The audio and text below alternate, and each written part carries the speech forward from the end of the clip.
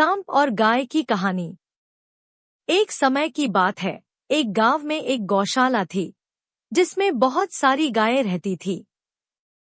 उन गायों में एक सफेद गाय थी जो बहुत दयालु और सरल स्वभाव की थी। वह सभी जानवरों से प्रेम पूर्वक पेश आती थी।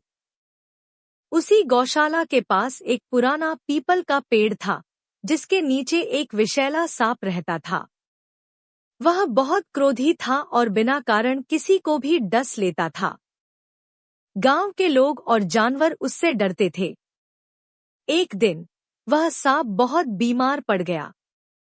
उसकी हालत खराब होती जा रही थी और कोई उसकी मदद करने को तैयार नहीं था। तभी उस सफेद गाय ने उसे देखा और सोचा, सांप ने चाहे जितनी भी गलतियां की हों, पर मुझे इसकी मदद करनी चाहिए।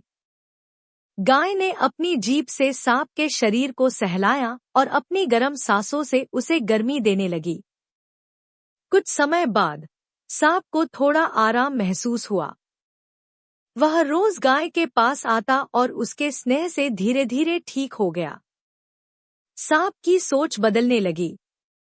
उसने गाय से कहा, तुमने मेरी जान बचाई, जबकि मैं हमेशा बुरा ही करता था। अब मैं किसी को नुकसान नहीं पहुंचाऊंगा और एक अच्छा जीवन जीऊंगा। गाय मुस्कुराई और बोली, हर किसी को जीवन में दूसरा मौका मिलना चाहिए। अगर हम दयालु बने तो बुरे लोग भी बदल सकते हैं। उस दिन के बाद सांप ने कभी किसी को नुकसान नहीं पहुंचाया और गांव के लोग भी उससे डरना बंद कर दिए।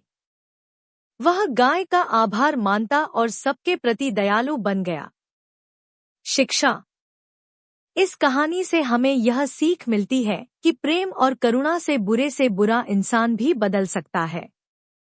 यदि हम दूसरों के प्रति दयालु बने तो दुनिया में बदलाव संभव है।